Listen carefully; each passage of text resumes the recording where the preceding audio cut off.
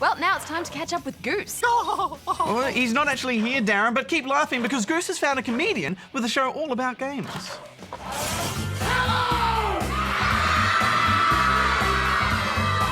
Welcome to the show.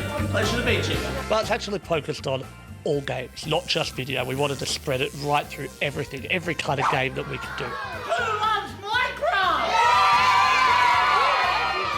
Kids love it, seriously. The second they see the Minecraft sword or anything to do with any game that they vaguely know, they scream and, let's go nuts. All right, Zach, give me your best Iron Man blast. All right, that was just like you stopping traffic. No, don't hit me. Come on, show me the best blast. Close enough.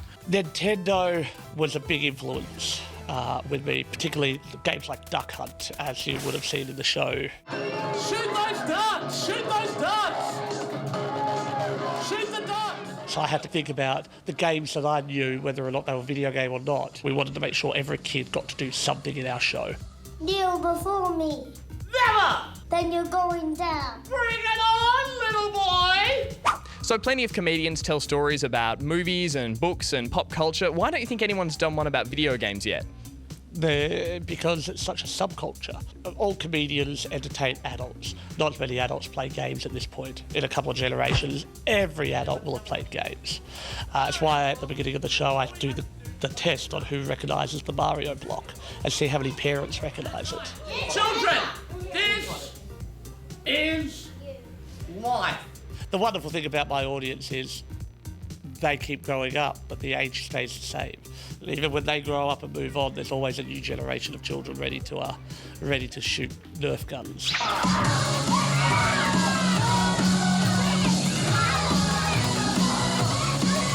I was incredibly bullied, incredibly horrible time at school, the most dreadful time. In fact, a lot of my comedy when I started was based about when I was a child and how bad it was growing up. But with growing up, and no matter how bad it is, you will always get better. It will always move on eventually, and that's what it took me a long time to realise. So, when I say 1, 2, 3, you say Max disappear. Ready? 1, 2, 3! Max disappear! And he is gone.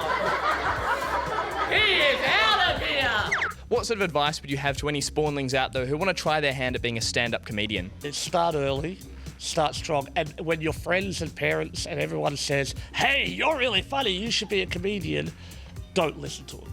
Take a moment and consider it to yourself. Should I be a comedian? And if I want to be a comedian, go out, and the Melbourne Comedy Festival every year does a big thing called Class Clowns, and that's how a lot of young comedians nowadays get their start.